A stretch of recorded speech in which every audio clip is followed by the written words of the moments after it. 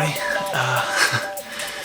That was dumb, I know. Today is day 134 of dialysis for our son Sullivan, and it's actually the first time in 134 days that me and Tayler are gonna go out on a date at night. It's amazing. We have somebody who was willing to get trained through Seattle Children's to be able to hook Sully up to dialysis, and someone we trust very much with a ton of experience. But she was gracious enough to give us a night off. We were like, what do we even do? But I'm surprising Tayler with a nice steak dinner. She'll probably get seafood because she loves seafood at a place called Stanley and Seaforts in Tacoma. It's amazing. It's got a cool view. It like overlooks the whole city. But we were gonna see a movie afterwards, but there's not really any good movies out right now. We're gonna get some ice cream. We love Coldstone. I love their Butterfinger milkshake. And Tayler likes the cake batter ice cream. No one deserves this more than my wife. She's amazing. I don't know how we'd get through this without her, so just want to treat her to something nice tonight. I'm all ready to go. I got my waffle knit and my Costco flannel and some Levi's. I have a big stain on the back pocket. My other jeans haven't come yet. Tayler actually had to order the jeans for me because I refused. Tayler's wearing her skirt. She's excited. She gets excited for these kind of things. She loves dressing up and going out on the town, which for us that means getting food, getting ice cream, and coming home. Let's do it!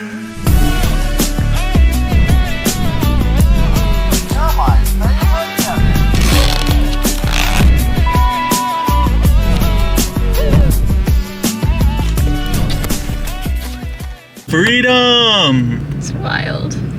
It's terrifying. I know, I'm scared. We gotta learn how to date each other again, dog. Hey, we spend all our time together. That's true, but it's different than It's just like a long date.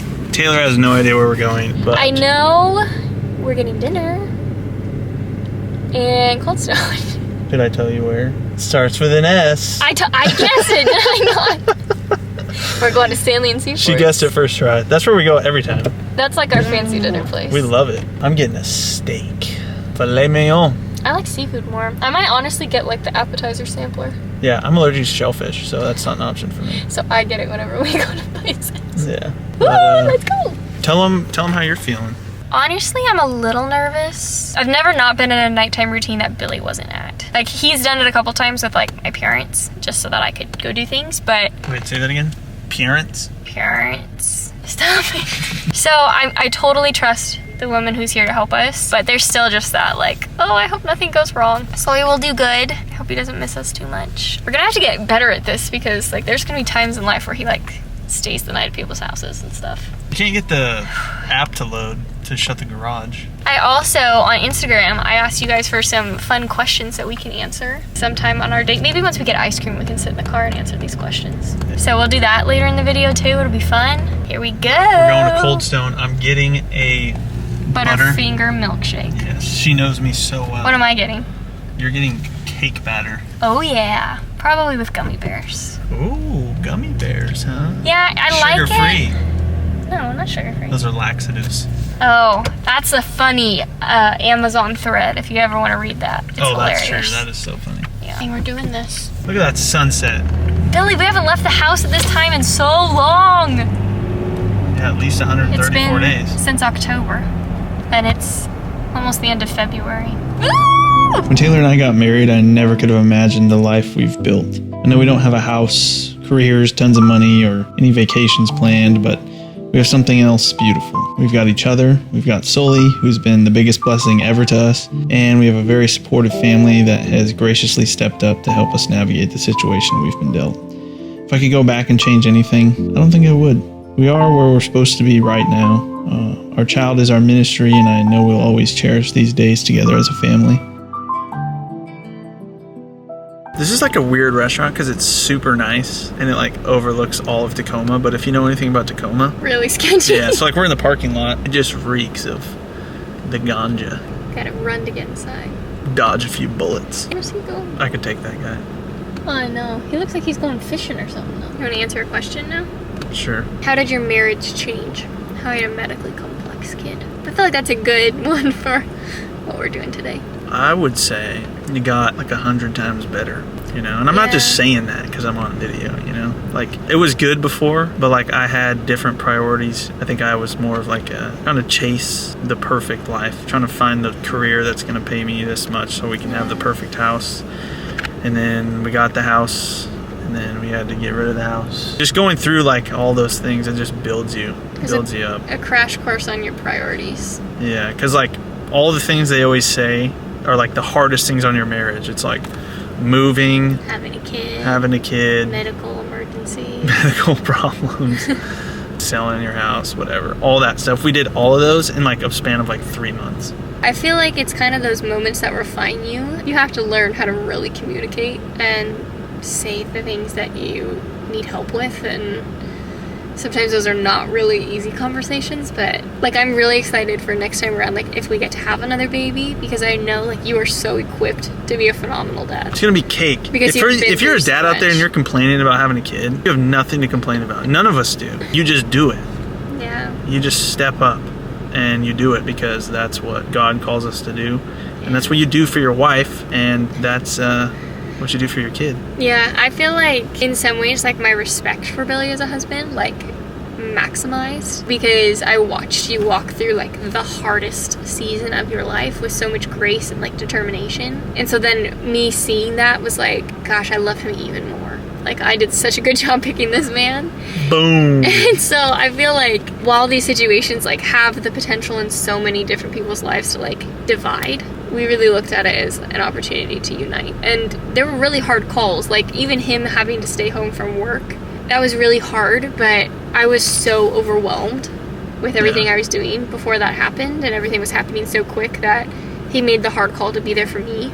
Which meant we had to sell our house that we just had built basically from the ground up. And so genuinely we prioritized our marriage and our kid over everything. And I've never regretted that. And now those things are like, obviously we still want those things, but like I don't care about them. Like what I care about in life is Sully, my wife, and them, seeing them in heaven. So I know that. And I know those things will come. Like I feel like so many young people, and I was this person too, like we live our lives in a hurry, like looking for the perfect career, the perfect husband, the perfect job, how many kids with the right age gaps and all these different things. And now I'm just not in a hurry. Let's go eat our dinner. Let's try to not get sniped on the way over. I'm a little... Yeah, there's people behind us that are going. So all right. I think we're safe. Yeah. What's up, good looking? You want back? I'm trying to hit on you. You already got me. To sit across from this woman on an evening like this, I know I'm the luckiest man alive.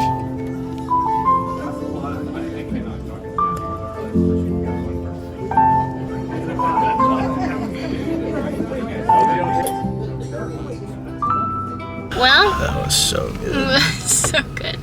We both got steak. And Filet we had mignon. like a baked brie appetizer. Oof. With like a little bit of honey and balsamic. I got a buttered shallot and roasted garlic topping on my...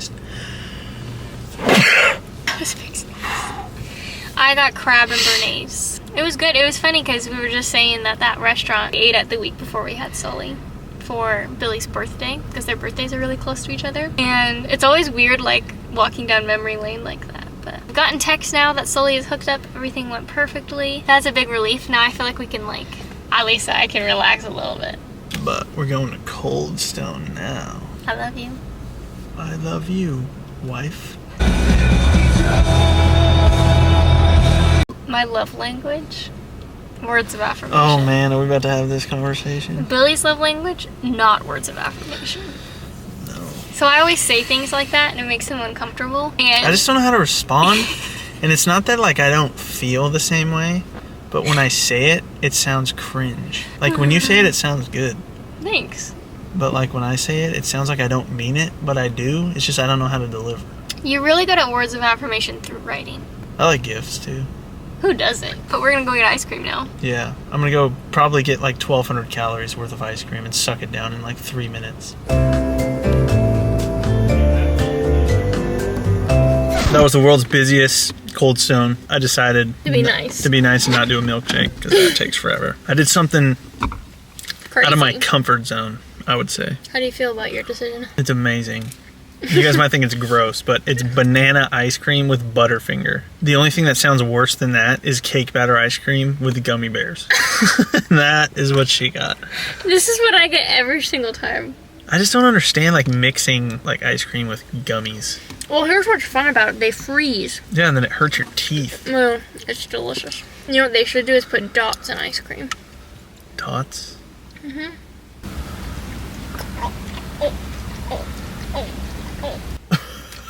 What was that sound? I have a gummy bear on the side of my mouth, so I was trying not to choke on it. Oh. Question time? How did you meet? Well, it's kind of a long story, so let's try to make it brief. Is it a long story? I guess are you telling the story? No. Here's it in a nutshell. We went to college together. We were on the same student leadership team, like planning events at our college. Billy was in charge of intramural sports. I did like spirit tradition type stuff. We went to a dance together, and then we dated for 3 weeks, and then I dumped him. And then we were not together for 5 months. Yep. And then she couldn't resist. Okay. Yeah, there's more to it than that, but yeah, I realized I had made a huge mistake because I couldn't get over him. I texted him and asked if we could meet up and talk, and the rest is history. What's funny is that another girl also realized that she couldn't live without me. Who? I'm not going to tell you. In that time? Yeah. She was trying again at that time? Mm-hmm. I didn't know that. Swerved her. It's okay. I didn't have any other prospects. I wasn't cool enough. No, I didn't like her. Oh my. Your brights on in the parking lot. Once we, got actually together the second time, we dated for 8 months and then got engaged and then got married after, 1 year. Well, we weren't engaged for a year. We were engaged for 5 months. Quite the love story. It's pretty much a Hallmark movie. Next question. Yeah. Do you have access to respite care so you can have a break once in a while? No. I know some families can do that. I think if they have, trachs for, breathing support, they have different services.